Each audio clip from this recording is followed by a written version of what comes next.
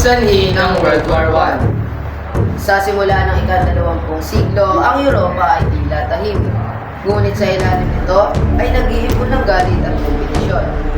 Lumaganap ang nasyonalismo, ang matinding pagmamahal sa bansa. Lumaganap din ang imperialismo, kung saan nag-uunahan ang mga bansa sa pagkuha ng kolonya sa Afrika at Asia. At higit sa lahat ang militarismo, ang palakasan ng hukbo at armas. Palalakasin ko ang hukbo ng Germany. Handa kaming ipagtanggol ang aming imperyo.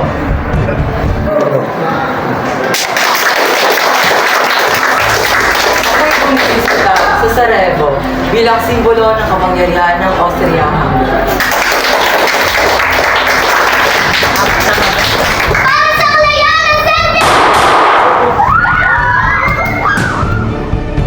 Sa isang idlap, ang pagpaslang kay Franz Ferdinand ay naging dahilan ng deklarasyon ng digmaan. Dito nabuo ang dalawang malalakas na alyansa. Ang Triple Alliance na binubuo at pinangungunahan ng mga bansang Germany, Austria-Hungary at Italy. At ang Triple Entente naman na binubuo ng France, Britain at Russia. Isa-isang nadamay ang mga bansa dahil sa sistema ng alyansa. Ang simula ng World War I. Habang tumatagal ang World War I, ang digmaan ay nagiging madugo at mabagal ang pag-usad. Sa halip na mabilis na labanan, naiuwi ito sa trench warfare. Mga sundalong nakatira sa mahabang hukay na puno ng putik, daga at sakit. Sa pagitan ng mga trench ay tinatawag na tuman sa island. Isang lugar na puno ng barbed wire at bangkay ng mga sundalo. Gumamit ng mga hukbo ng makabagong sandata tulad ng machine gun na kayang magpaputok ng daan-daang bala kada minuto. Pinakilala rin ang mga tangke upang mabasag ang depensa ng kalaban. Mas nakakatakot pa rito ang paggamit ng poison gas tulad ng chlorine at mustard gas na nagdulot ng matinding pagtitira at pagkagulat sa mga sundalo. Araw-araw na lang ikaw ng baril at sigaw ng sugatan ng aking naririnig. Hindi ko na maalala kung kailan ako nakakita ng kapayapaan. Mismo na ang pamilya. Hindi ko namin alam kung kailan matapos ito. Mabuhay ba ang pamilya sa bukas?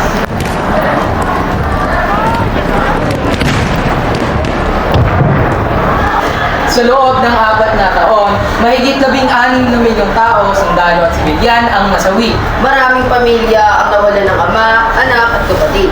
Ang Europa ay iniwang sa at sugatan. Maawa po kayo. Huwag niyo po kami patayin. Ang Big Four at 14 points. Sa Paris noong 1919, 4 na makapangyarihang leader ang nanguna sa pagsusunod ng kapayapaan matapos sa World War I. Sila ang tinatawag na Big Four. Pinangunahan ng 14 points ni Woodrow Wilson ng USA, David Lloyd George ng British, Vittorio Emanuele Orlando ng Italy, at George Clemenceau ng France. Naniniwala ko sa isang makatarungan at pangmatagalang kapayapaan. Ang aking 14 points ay naglalayong magbigay ng pangsariling pagpapasya ng mga bansa at itatag ang League of Nations para sa pangmatagalang kapayapaan. Ang France ang labis na nagdusa. Usang ang aming mga lungsod at patay ang aming mga kababayan. Dapat lang na magbayad ang Georgia. Dapat silang pagkain upang hindi na sila magdulot ng pangalit. Makakayon ako na dapat managot ang Gerson. Ngunit, kung masyado natin pinagpapagpura, baka lalo na bilang mag-imagin. Kailangan natin wala si Tisha at katatagan. At paano naman ang Italy? Nangako kayo sa amin ng mga teritoryo nang kami sumali sa limahan dapat sa Central Powers. Nararapat lamang ng paggamit ang mga lupang pinangako. Ang usapin ng teritoryo ay dapat na pag-aralan ng mabuti. Hindi lahat ng kailangan ay maaaring pabigyan. Dahil sa hindi magkakasundo, pansamantalang umalis si Orlando sa konferensya. Ipinakita nito na kahit sa mga nagwaging bansa, may tensyon at pagkakaiba ng layunin. Ang paglagda sa Treaty of Versailles. Noong Hunyo 28, 1919, 5 taon matapos Ferdinand, muling naging saksi ang Palace of Versailles sa isang makasaysayang pangyayari. Sa loob ng Hall of Mirrors, nagtipon ng mga kinatawan ng Allied Powers at Germany upang formal na nagpusira ang digmaan. Ang Germany ay hindi pinayagang makipagnegosasyon ng buo.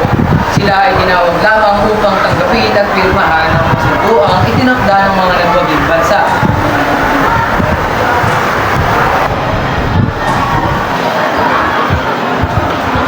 Sa ngalan ng Germany, tinatanggap namin ang mga kondisyon na kasaad sa kasunduan.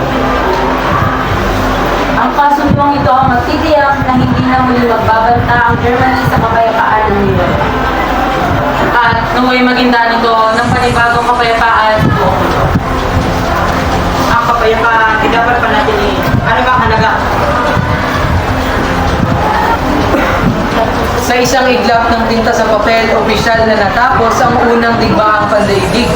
Ngunit kalakip ng tinta ang mabigat na kondisyon. Una ang War Guilt Clause, kung saan inako ng Germany ang buong pananagutan sa digmaan. Pangalawa, malaking bayad pinsala o reparation. Pangatlo, pagbawas ng upo sa 100,000 na sundalo. At panguli, pagkawala ng mga teritoryo at kolonya. Hindi ito isang kapayapaan. Ito ay isang parusa.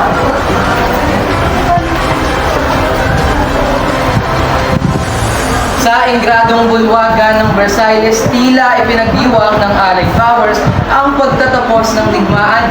Ngunit sa puso ng Germany, nagsimula ang galit at kahihiyan, mga damdaming magpapabago muli sa takbo ng kasaysayan.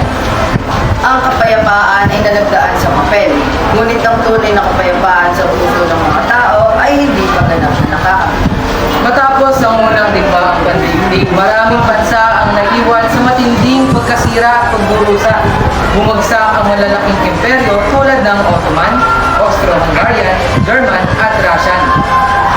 Sa pamamagitan ng Treaty of Versailles, pinatawa ng mabigat na parusa ang Germany na naging sanhi ng galit at kahirapan sa kanilang bansa. Itinatag din ng League of Nations upang mapanatili ang kapayapaan. Ngunit hindi ito napigilan ang susunod na digmaan. Dahil sa mga pagbabagong ito, nagkaroon ng mga bansa at umusbong ang mga leader tulad ni Adolf Hitler na kalaunan ay nagdulot ng ikalawang digmaang pandaigdig. Ang sanhi ng World War II. Matapos ang pagkawasak at kahirapan na dulot ng World War I, unti-unting lumitaw ang galit at paghihiganti sa Germany. Ang Treaty of Versailles ay nagbigay sa kanila ng mabigat na danyos at pagbawas ng bukbo. Hindi lamang ang Germany ang nagdusa, naging mahina ang mga ekonomiya ng Europe. Dumami ang kawalan ng trabaho at lumaganap ang kagutuman. Ang mga tao ay naghahanap ng bagong leader na magbabalik ng dangal at pag-asa. Germany ay dapat bumangon sa pagkatag. Babawiin natin ang dangal at lupain. Ang ideolohiya ni Hitler ay nag-udyok sa nasyonalismo at rasismo. Nilayan niyang palawakin ang teritoryo ng Germany, buksain ang mga itinuturing na hindi karapat-dapat at pagdamit ng Europa. Italy ay susunod sa landas ng karapatan. Huwag nating hayaang may iwan sa ibang bansa.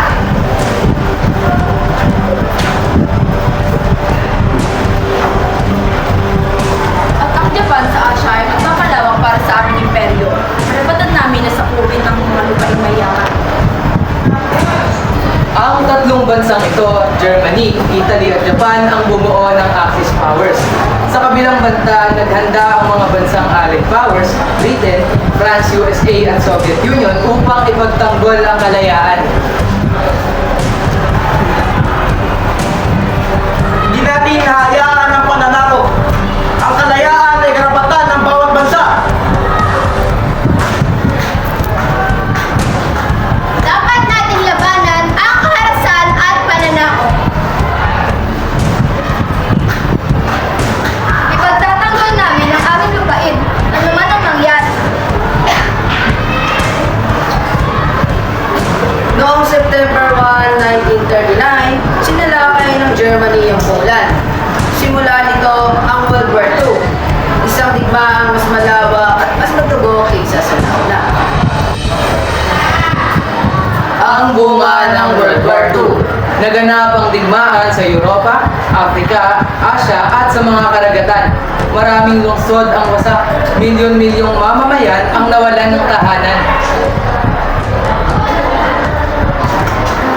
Wala kang bahay, pagkain, kapayapaan. Mahigit 70 milyong tao ang namatay, sundalo at sibilyan. Ang Holocaust ay nagdulot ng pagkamatay ng 6 milyong Hudyo at marami pang iba. Kailangan namin ipagtanggol ng mundo. Hindi kayo makakapigil sa aming misyon. Matapos ang 6 na taon na digmaan, bumagsak ang Germany, Italy at Japan. Nabuwag ang Nazi Party, namatay si Hitler at nahati ang Germany sa East to West. Ang digmaan ay nagturo ng maraming leksyon sa mundo. At nagbigay ng dahilan upang magtatag ng isang pandaigdigang organisasyon para sa kapayapaan. Ang United Nations at ang simula ng pandaigdigang kapayapaan.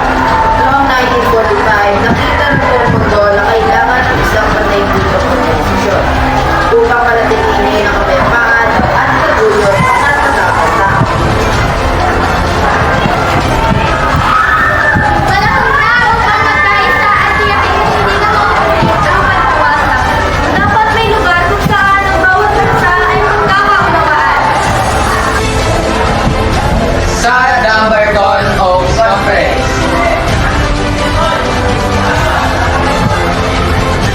Ang bagong organisasyon ay dapat magbibigay ng boses sa lahat ng bansa.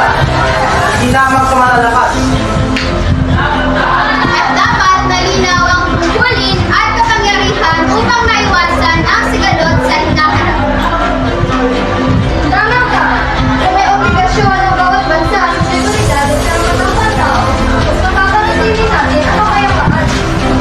At paano tayo makasisiguro na ang mahihinang bansa ay protektado? Nagawa tayo ng council na magbibigay ng pantay na representasyon at proteksyon sa lahat ng bansa. Dapat malinaw ang mekanismo para sa pagtutulungan sa ekonomiya at pagbabago.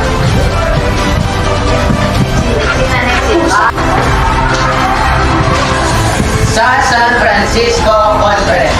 Noong Abril hanggang Hunyo 1945, nagtipon ang madaming bansa sa San Francisco upang aprobahan ang United Nations Charter. Ito na ang pagkakataon natin upang magkaisa at panatilihin ang kapayapaan sa mundo. Ang bawat bansa ay dapat makilahong at matulungan para sa kaayusan at kaunlaran. Dapat may malinaw na paraan para suportahan ang mahihirang bansa at umunlad ng pantay. Kailangan natin itaguyod ang karapatang pantao para sa lahat ng mamamayan. Kasama rin dito ang respeto sa kultura at kalayaan ng bawat bansa. Ang kooperasyon sa kaligtasan, ekonomiya at edukasyon ay tubig ng matagalang kapayapaan. Hindi pwedeng may bansang mapunta sa madalahan. Lahat ay pantay sa magaling nito. Tama. Hindi pwedeng umasa lang sa iba para sa seguridad. Kung magkakasama tayo sa layunin nito, makakamit natin ang tunay na pandaigdigang kapayapaan. Maglagda at pagkatatag. Noong October 24, 1945, opisyal na nilagdaan ang United Nations Charter. Ang mga bansa mula sa iba't ibang kontinente ay nagsalibasa upang pangalagaan ang kapayapaan at karapatang pantao. Ngayon, may pag-asa na tayo! Ang mundo ay nagsimula na sa bagong yugto ng pagkakaisa.